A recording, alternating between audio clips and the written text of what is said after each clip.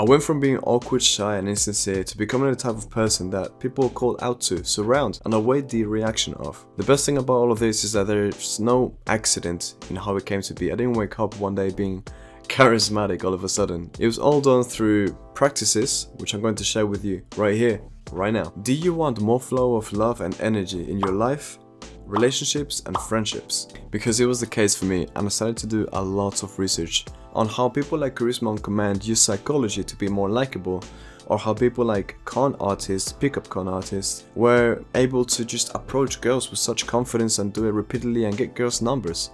And I even looked at award-winning speeches and how comedians spoke. And with this new knowledge it began, but not without problems. Having knowledge by itself doesn't make it enough to be able to then implement it. There are two crucial factors which allow knowledge not just to be borrowed but to truly become yours. These are understanding why this knowledge is true and not just knowing it, and being capable of using this knowledge with spontaneity. There's no point in thinking about the argument to make in the argument when you're in the shower, is there? Though it always comes to us at that time.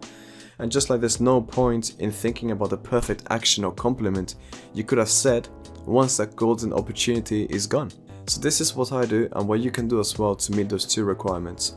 Firstly, to understand the knowledge properly, you must do more than just look at the face value of it. Deepen your connection and your knowledge with it. For example, don't limit yourself to red is an attractive color, but rather deepen your understanding as to why and give yourself examples. For example, we find the color red inherently attractive because it reminds us of the color of our blood, life itself. Because many fruits become red when they're ready to be eaten. This is why women that wear red dresses and red lipsticks are more attractive. This is why when there's a deal in a supermarket and they're trying to sell a lot of something, they make it all in red. This is why there's been observations that in poker places that they use red chips, they usually have players betting more money because they're feeling it more. So I just gave myself 5 reasons right there, and now when it becomes such a conceptual understanding and there's so many concepts in my head about it, I do more than remember it. I can live it out and enact it and see it everywhere I go. In everything that I do I have a reminder, or I can recall it whenever I want. As for being capable of actually summoning this knowledge, you must actively practice it. So knowing this, you can now set yourself a challenge to practice it. For example, I'm going to compliment 5 people today, or I'm going to talk to 3 stranger girls, or I'm going to smile at 10 strangers and greet them. The point is that whenever you learn something to be good to improve your way of dealing with others and your character, you must actually put it to practice.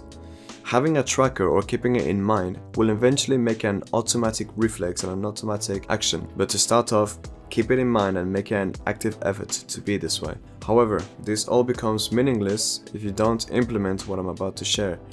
When I was doing these things every day as an active effort to make it a habit, every day to improve the way that I was, I ended up in a stump.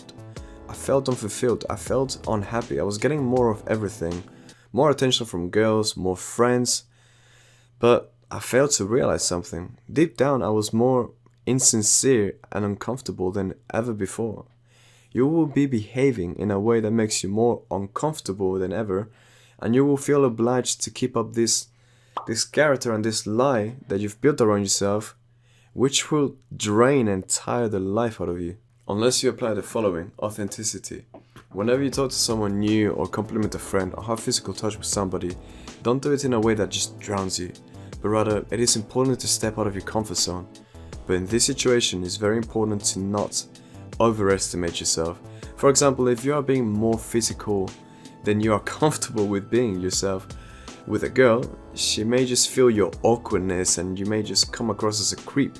Or if you compliment a friend with insincere words just to please them, you're just going to seem like a fraud. It is important to know your edge and not fake it. You must know what your limit is and draw the line there, and just step slightly beyond it.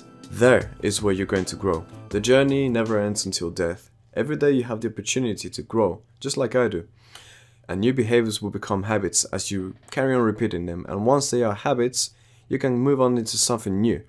If you act with honesty, you won't ever have to worry about being a certain way in front of someone.